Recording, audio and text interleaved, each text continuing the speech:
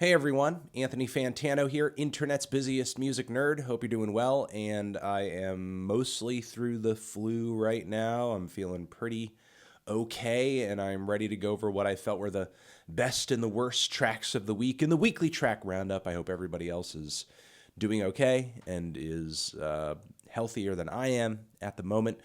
First, I want to give a shout out, of course, to our sponsor, SeatGeek. SeatGeek, if you did not know, is a fantastic and a convenient little app that allows you to aggregate ticket prices from around the web. If you're looking for concert tickets to music shows that you want to go see and that sort of thing.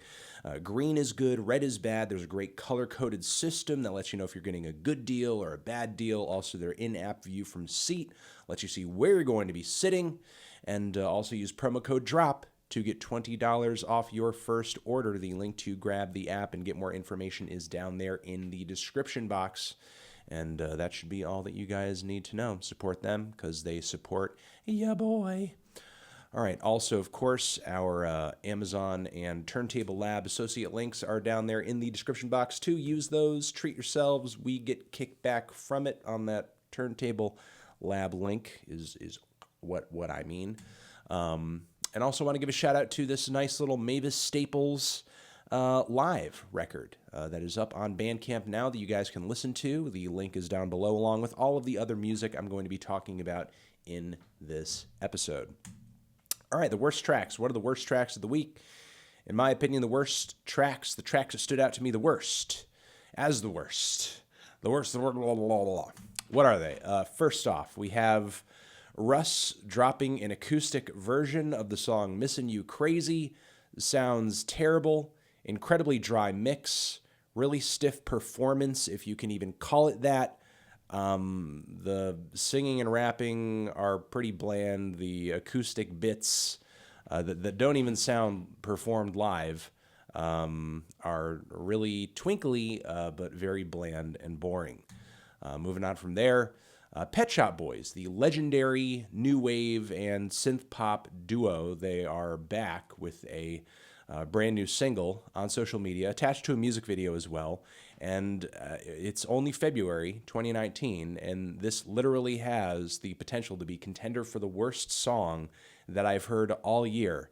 I could kind of see what they're trying to do thematically with this one, in that they are trying to focus on social media and they are explaining a lot of things about social media quite literally in the way that a group like Kraftwerk might back in the day on like an older track that was more of a topical one.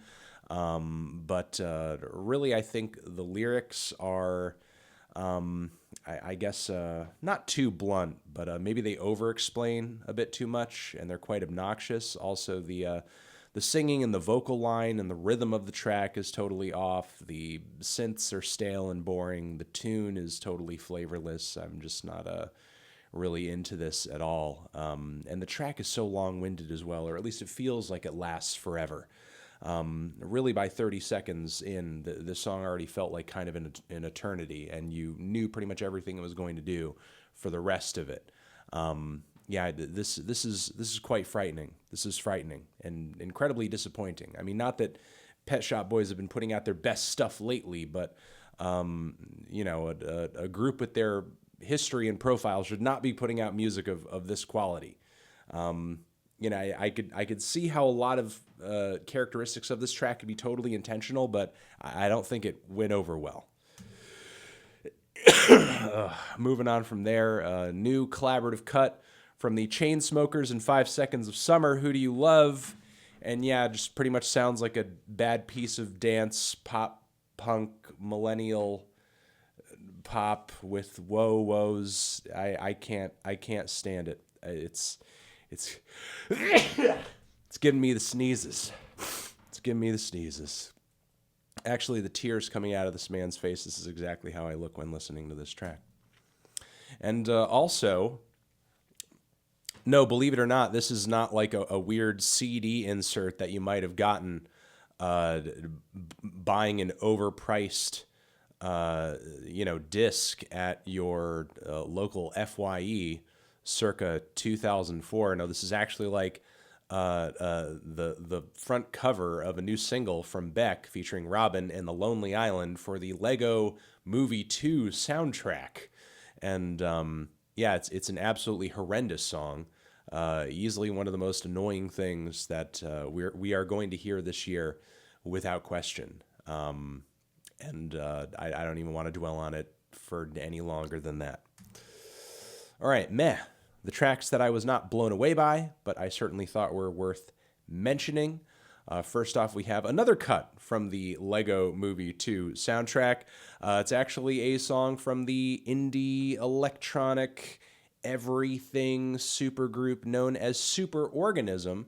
Yes, they have a song on the Lego 2 soundtrack. It is kind of annoying, you know, not as annoying as the Beck track, but still a little annoying.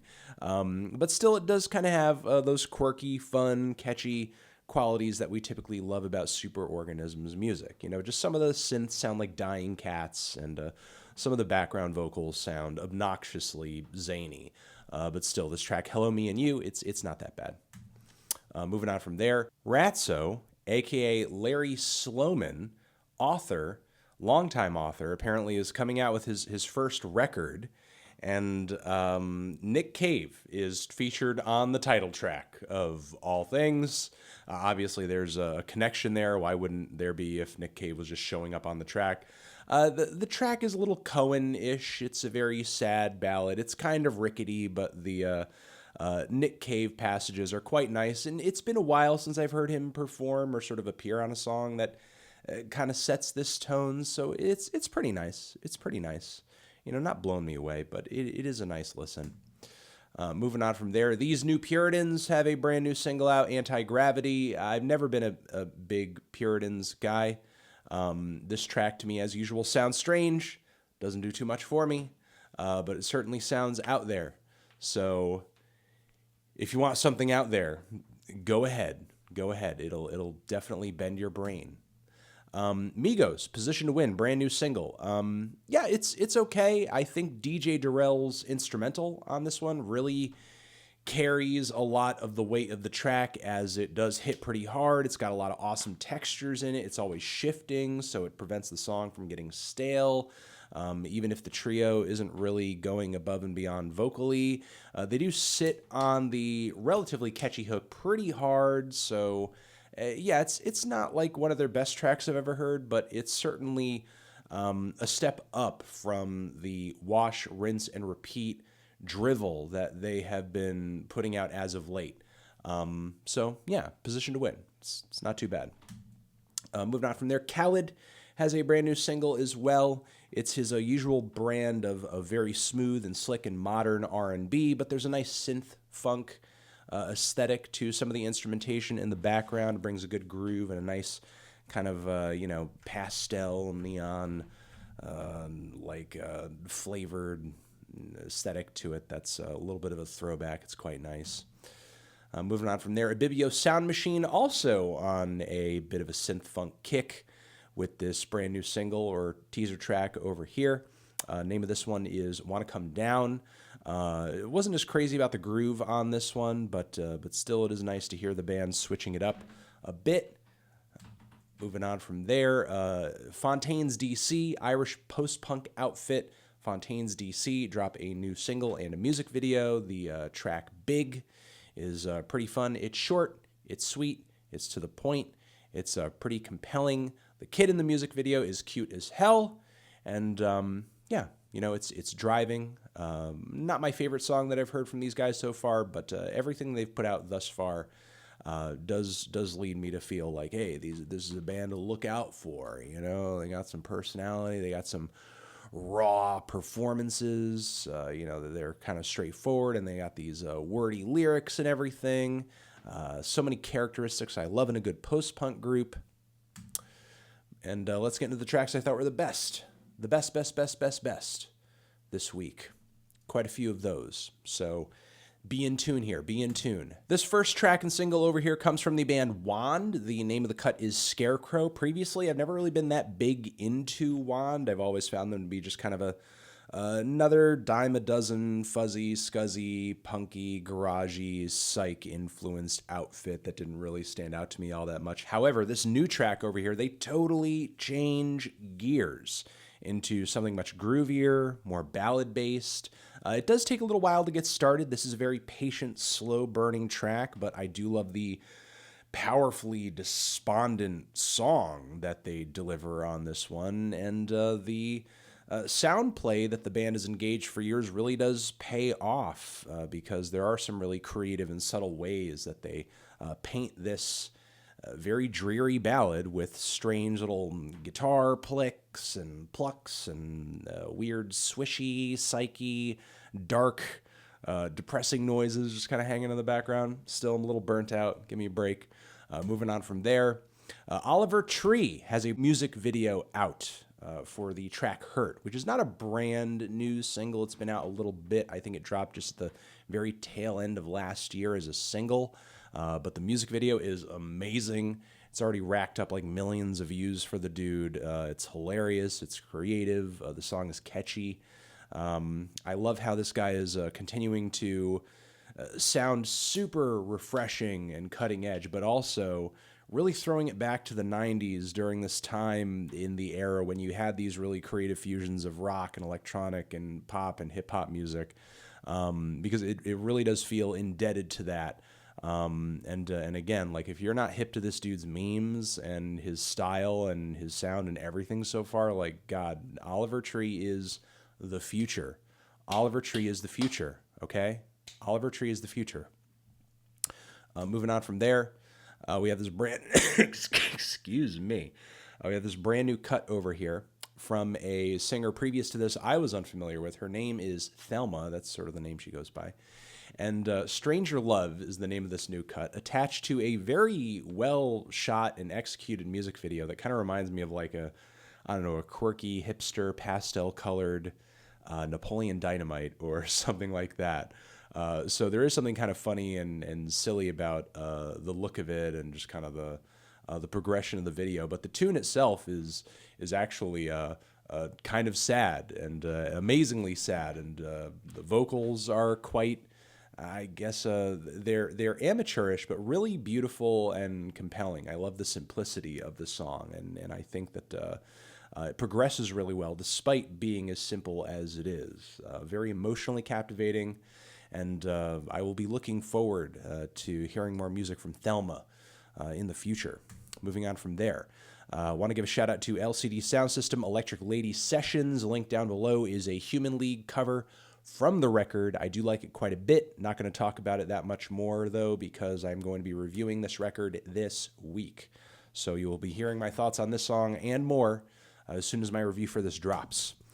Moving on from there, Foxygen. They are back. They have a brand new song out. Of course, it sounds a little Rolling Stones-ish, but it's still a beautiful tune with a great instrumental, a good vocal performance. It's a very tasteful ballad.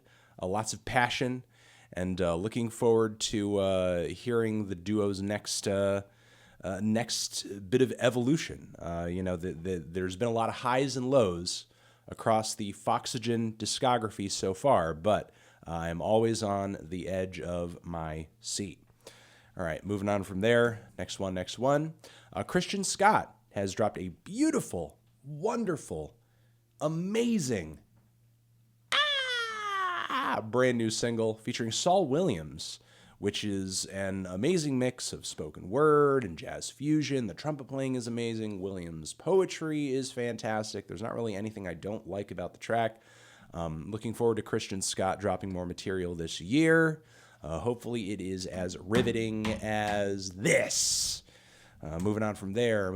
Charly Bliss is back. Charly Bliss. You guys might remember when I covered the Charly Bliss record that dropped a little while ago. It might have felt a little one-dimensional with its 90s throwback aesthetic and the kind of grungy lo-fi feel, but the tunes at the core of it were quite sweet. And that is also the case for this new cut over here. That kind of 90s throwback vibe, it's still there at the core, but the production is better. There's more synths this time around. It's very synthy. It's kind of dramatic. There's more dynamics to it. There's more body to it. The recording's better. There's more flavor. So, I feel like the songwriting, while it's still as good, it's shining a little bit more, shining a little bit better. So, Capacity, okay, is the name of this new song over here. Give it a listen. It's great. Young Enough, name of the new record, on the way. Moving on from there. Shake Up EP is the latest release from Kid Bookie, who is a UK rapper. He's got a track out. Shake Up is the name of the track. It's not a brand new track or anything, but he does have a new music video out for it, which has essentially drawn my attention to the track. And the dude has an amazing flow, lots of personality. He's really hilarious. He's a total character, very off the wall. I love to hear a rapper out there who can rap well and puts a lot of weird energy into what they're doing. You know what I mean? And he's certainly doing that. So I got to catch up with this dude's stuff because his character, his eccentricities really poured through on this song, and I highly recommend that you give it a listen. Okay, this is a great track. It's fun. Okay, you're gonna have fun listening to it. Have fun with this track. Have fun with it. Show Me the Body is back with a weird, out there, aggressive, punky, and freakish little track titled Camp Orchestra. It does take a little while to get going, but once it does get going, it is raw and animalistic and awesome. Show me the fucking body, bro. So, I'm not sure what else I can add to it other than that. It's a pretty meat and potatoes cut once it really kind of gets into the groove and everything, though I do like the very patience-testing intro. It really kind of gets your mouth salivating, gets you waiting for like, whoa, what's the payoff going to be? And when they finally just punch in with those vocals and guitars and drums, it really does feel quite nice.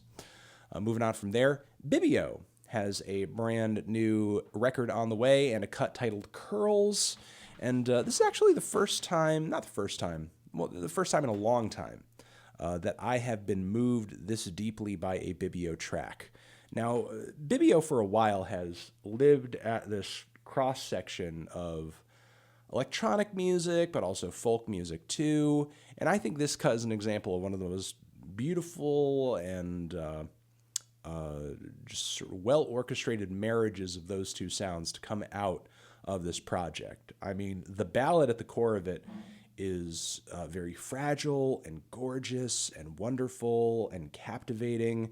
And then the subtle electronics that he sort of orchestrates around the tune at the core of it are just like really compelling and sweet and touching. So, I'm not really sure what I can say about it outside of that. It's just like a beautiful little tune, and I'm looking forward to this Bibio record, hell yes. And that has been the weekly track roundup, everybody. Thank you very much for watching. Sorry for the coughs, but, I still am a little sick at the moment. But again, all the songs and everything that we talked about down there below in the description box, okay? So give all that stuff a listen. Any of it that did sort of grab your attention, you felt like it pertained to you, felt like it grabbed your, would tickle your fancy or something like that. And shout out once more to the good people over at SeatGeek for sponsoring this series, as always. Link to them down below, too. And we will see you guys in the next one. Anthony Fantano, Weekly Track Roundup,